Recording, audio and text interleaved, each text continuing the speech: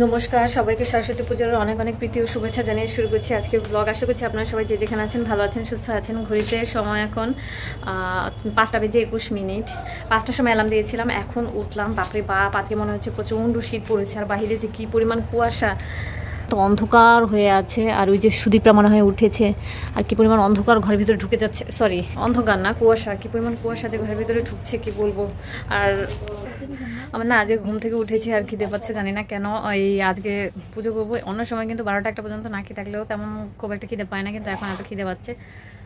তো এখন যাব, আগে প্রথমে ঘর ঝাড়ু দেবো, মুছবো। বোনা এদিকে ঘরের পুজোটা করে ফেলবে, তারপর আমরা আস্তে ধীরে রেডি হবো। তো এখন বকবক না করে তাড়াতাড়ি কাজকর্ম শেষ করি, নয়তো আজকে অঞ্জলি। শ্রী পঞ্চমীর দিন নিমপাতা আর হলুদ দিয়ে স্নান করলে নাকি মুখে শ্রী বাড়ে, সেজন্য হচ্ছে নিমপাতা পাড়তে উঠেছে বোনা। আমাদের গতকালকে একদমই মনে ছিল না, যেহেতু আমরা গতকালকে IPS কিনতে গিয়েছিলাম, সেজন্য মনে ছিল না। কি পরিমাণ কুয়াশা দেখতে পাচ্ছেন, যে এক হাত সামনের কোনো কিছুই দেখা যাচ্ছে না।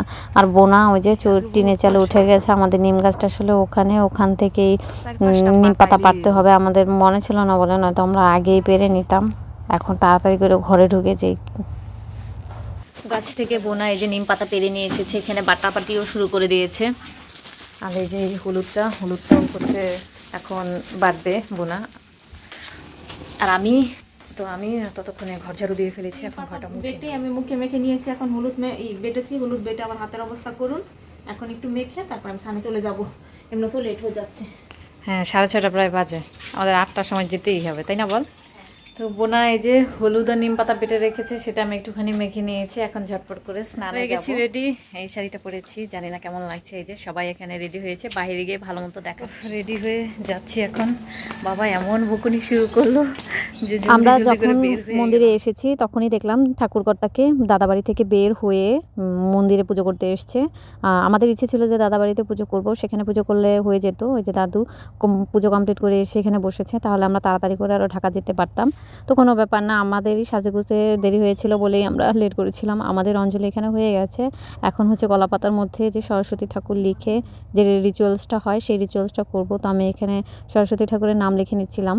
আর প্রথমে নাম যেটা লিখেছি সেখানে হচ্ছে আমি এমনভাবে লিখেছিলাম মনে হচ্ছিলো যেন যুক্তবর্ণ হয়ে গেছে, সেজন্য আমি আবার পরে লিখেছি। আর এখানে যে বোনার কলমটা সুন্দর কপালে লেগেছে, আমাদের সবার কলমই লেগেছে। আমি ভেবেছিলাম ওমা এদিকে স্বচ্ছ কলমটা লাগেই নি মুখে। আমি ভেবেছিলাম যে স্বচ্ছটা হয়তো লেগেছিল কপালে। আর মানে এটা আমি বিশ্বাস করি যে কপালে কলম অনেক বেশিক্ষণ লেগে থাকলে লেখা বিদ্যা বুদ্ধি বাড়ে।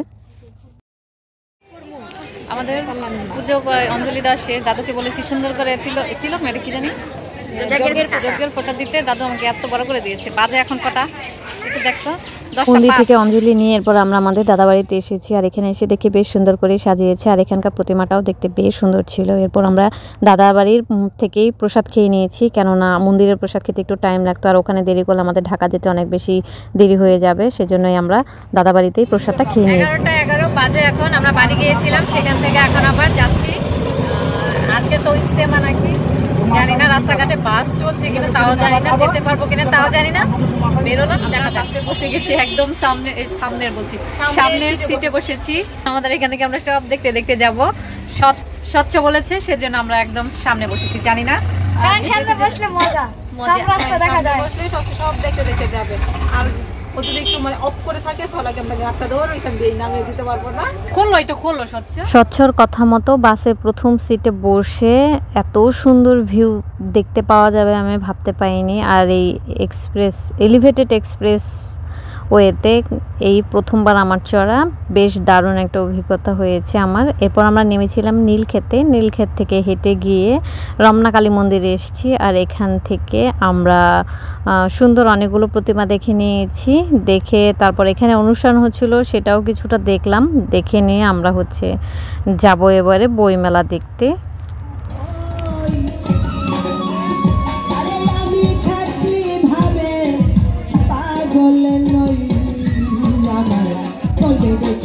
রমনা কালী মন্দিরের অনুষ্ঠান দেখে আমরা চলে এসেছি বাংলা একাডেমির বইমেলাতে। কিন্তু এখানে এসে দেখি যে স্টলগুলো এখনও পর্যন্ত ভালোভাবে খোলেনি, সেজন্য আমরা আবারও রমনার ওপাশেই চলে গেলাম। মানে কালী মন্দিরের ওই সাইডটাতে গিয়ে যে স্টলগুলো ছিল সেগুলো দেখলাম। বেশ সুন্দর সুন্দর থিম ছিল, যেগুলো আমি ভেবেছি শর্টসে শেয়ার করব। বইমেলা দেখা শেষ, আমরা এখন চলে যাচ্ছি। একটা কমপ্লিট করলাম, তাই না? আর এখন যাবো আমরা জগন্নাথ হলে। চলে এসেছি আমরা জগন্নাথ হলে। আর এখানকার পুজো আমি এর আগে একবার দেখেছিলাম, এবারেও এসেছি আর এত ভিড় ছিল।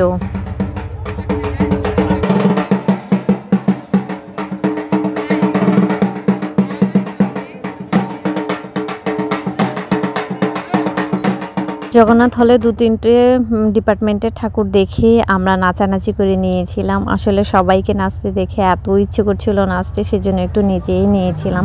আর এখানকার ডিপার্টমেন্টের প্রতিটা প্রতিমা এত সুন্দর লাগছিল, আর ওদের যে থিমগুলো ছিল সেগুলো এক একটার থেকে এক একটা আনকমন ছিল আর বেশ সুন্দরও ছিল। আমার কাছে তো প্রতিটা প্রতিমাই বেশ সুন্দর লেগেছে এবং থিমগুলোও সুন্দর লেগেছে। তো তাড়াতাড়ি করে দেখে নিয়েছিলাম, কেননা নয়তো অনেক বেশি লেট হয়ে যাবে আমাদের বাড়ি ফিরতে। আর যত সন্ধে হচ্ছিল তত যেন ভিড় আরও বেশি বেড়ে চলেছিল, আর ভিড়ের জন্য খুব একটা ভালো করে ভিডিও করতেও পাইনি। এরপরে ঠাকুর দেখা শেষ করে স্বচ্ছর এত খিদে পেয়ে গিয়েছিল বলে স্বচ্ছর জন্য একটু মোমো অর্ডার করা হয়েছিল। মানে 5 পিস মোমো ছিল, তার মধ্যে আমরা 3জন 3 পিস খেয়ে ফেলেছিলাম, আর স্বচ্ছ খেয়েছিল মাত্র 2 পিস। এরপরে যে জগন্নাথ হলের পুকুরের ঠাকুরটা ছিল সেটা দেখে আমরা এখন বের হয়ে যাব। হয়ে গেছে আমাদের ঘোরাঘুরি, এখন আমরা বাড়ি ফিরে যাচ্ছি। হ্যাঁ বাড়ি যাব। তাড়াতাড়ি হয়ে গেছে, হ্যাঁ অনেক দেখেছি, এখন পাটা ব্যথা হয়ে গেছে হাঁটতে হাঁটতে। একবারে বাসে গিয়ে বসবো 4 ঘন্টার জন্য, ঠিক না? বাসে যেতে অনেক টাইম লাগবে, হ্যাঁ মানে ঢাকা থেকে বেরোতে টাইম লাগবে না, গাজীপুর ঢুকেই টাইম লাগবে। হ্যাঁ। তো কি আর করার, টাইম যাওয়া যাক। লাগলেও কিছু করার নেই, যেতেই হবে, যেহেতু বাড়ি আমাদের।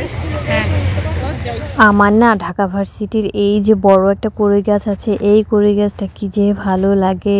বোনাকে বললাম একটুখানি ভিডিও করে দিতে। এরপরে আমাদের প্রচণ্ড খিদে পেয়ে গিয়েছিল, বাসে উঠলে তো 4 ঘন্টা মতো টাইম লাগবে, 3-4 ঘন্টা লাগবে আর কি। সেজন্য আমরা একটু ভারী খাবার কিছু খেয়ে নিয়েছি। এখানে স্বচ্ছ হচ্ছে প্লেটার নিয়েছিল, এই খাবার খেয়ে আমরা হচ্ছে তাড়াতাড়ি করে আবার বাসে চড়ে গেলাম। আর বাসে আসার সময় রাস্তায় এত গাড়ি ঘোড়া ছিল আর এত ভালো লাগছিল, ঠিক সেই এলিভেটেড এক্সপ্রেস ওয়েতে। আমার না কেন জানি এই এক্সপ্রেস ওয়েটা ভীষণ রকম ভালো লেগেছিলো। আমরা যাওয়ার সময় আবারও সামনে সিট পেয়েছিলাম, আর স্বচ্ছ তো দেখে লাফিয়ে উঠেছে যে ওইখানেই বসবে। আর আজকে বাসে বসে বসে কত কিছু যে খেয়েছি, স্বচ্ছর জন্যই খাওয়া হয়েছে মূলত। এই যে স্বচ্ছ এখানে চাল ভাজা নিয়েছে, তারপর আমরা খেয়েছিলাম যা যা উঠেছিল আর কি, বাসে সব খাবার খেয়েছিলাম। বাড়ি ফিরে এসেছি, এসে এই বিছানার অবস্থা দেখে আমাদের তো কাহিল লাগছে এমনি তো, আর বিছানা দেখে আরো বেশি। তো এখন এটা বসে বসে আমি আর দিদি গুছাই।